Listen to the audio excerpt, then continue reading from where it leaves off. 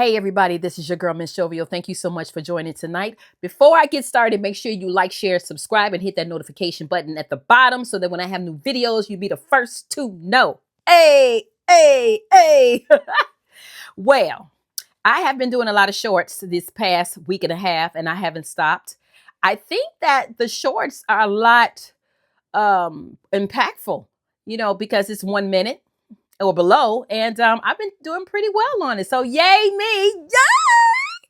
I just want to share a story with you today. I spoke to someone who is in a toxic workplace like I was 5 months ago, and same signs, micromanaging, control, um, always comparing that person to someone else, just being rude, you know.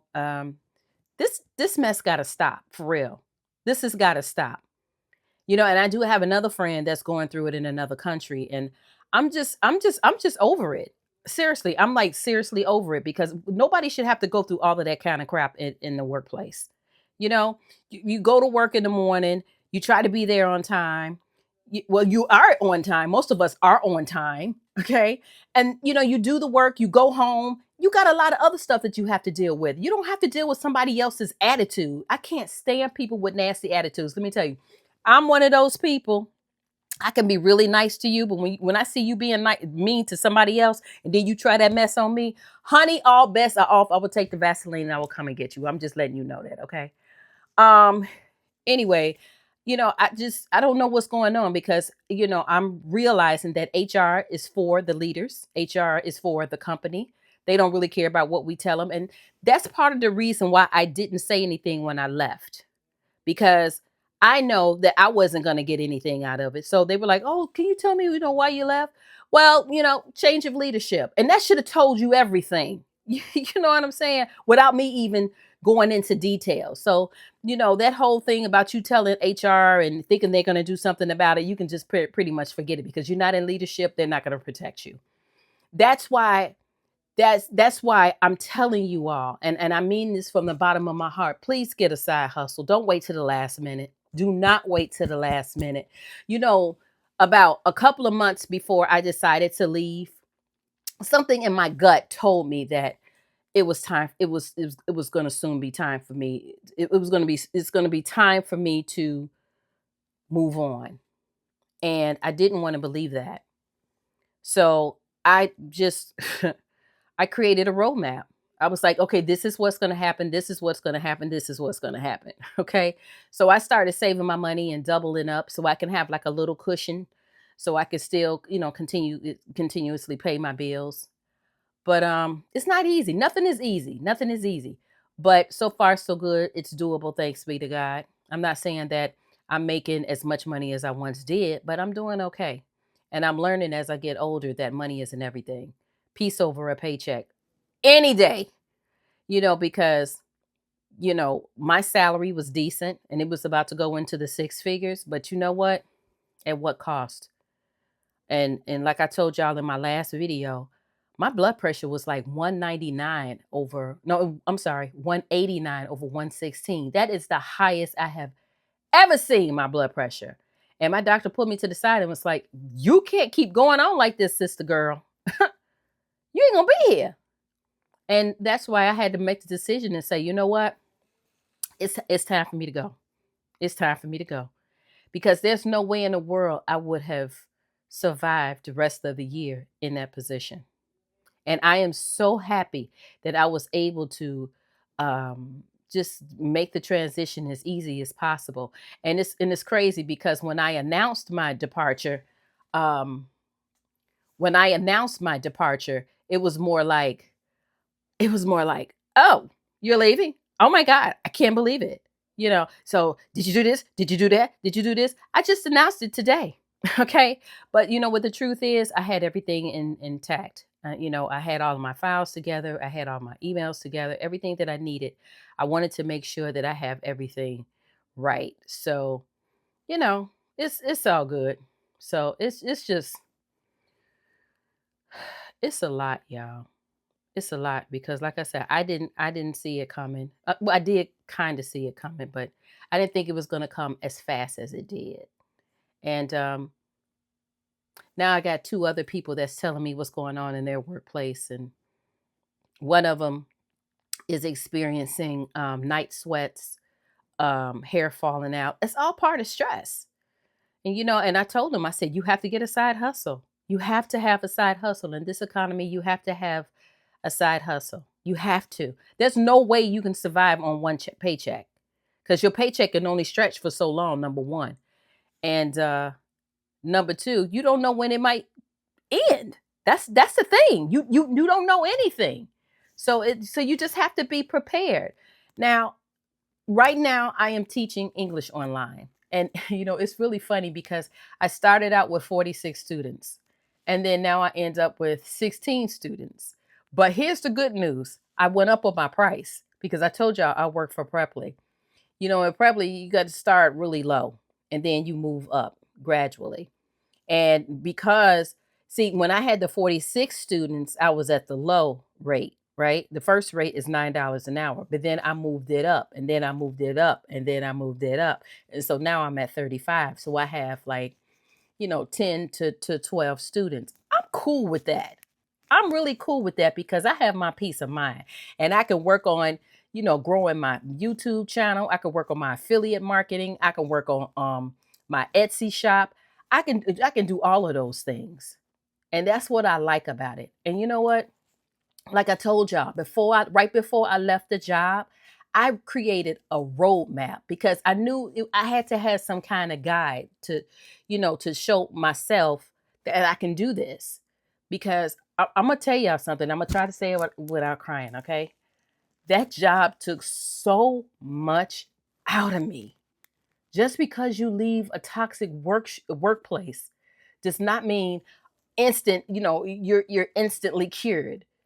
You have been beaten down for months. In my case, I had to take all that heat for 3 years. I was in the company for almost 10 years, but these last 3 years were pure hell. And I can honestly say that I met Lucifer. I met the most meanest person ever walked this earth. This woman was she no, this woman, man, worst person I ever met. And I would never in life be like that to anybody. I would never be that mean to anybody ever, ever. I could never do that. But hey, it is what it is, right? You have to take people for who they are, because everybody is not going to be like yourself. Um, they worship everything earthly, and you know, little do they know that what goes up must come down at some point. So I don't even worry about it anymore. But it brought back some memories when I was talking to the other two people today that they were trying to get out of their toxic workplace. And you know what I did? I told them what I did.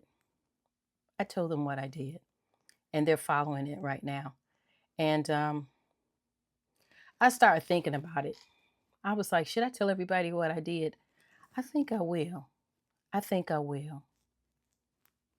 I think it's because I don't want anybody to go through what I went through. When your physical and your mental health is compromised. I don't want anybody to go through that.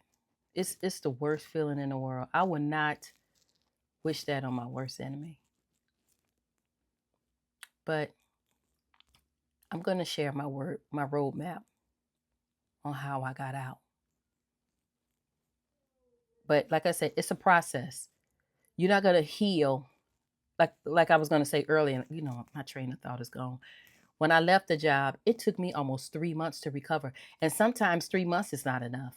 It depends on what you've gone through. You know, I've endured a lot of abuse at that job, and somebody constantly telling you that you're not good enough, but they describe it as, oh, your performance review is coming up. Your performance review is coming up. You know what I'm saying? And it's a big toll. Now, the first 7 years, I didn't have any problems because I did what I was supposed to do, right? And then I would be proactive at different projects. So I never had a problem with getting things on time, getting things done on time. I never had a problem with a late anything. I just did it, right? And I like to have things done 2 weeks prior to the finish line. And that's what I did this for 7 years. How is it the last 3 years I'm not good enough. I'm not smart enough. Where did that come from? Right? Change of leadership. Change of leadership. And I don't have any problem telling you all that. It was the change of leadership. And that's what's happening to the other two people that I spoke to. It's the change of leadership.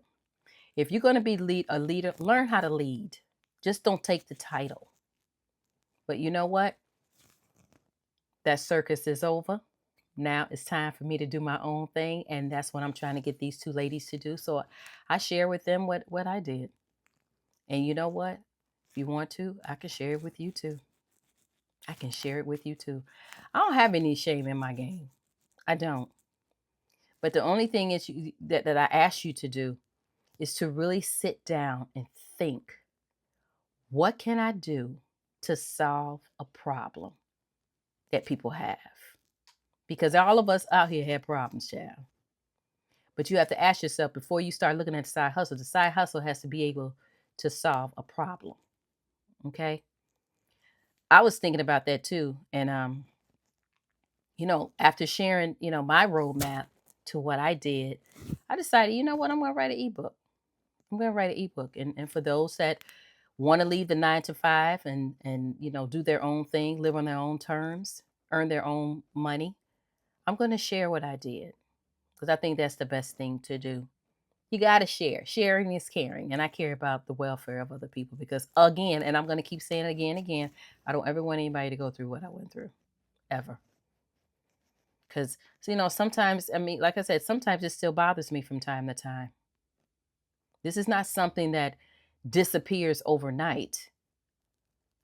It's a healing process. It's a healing process.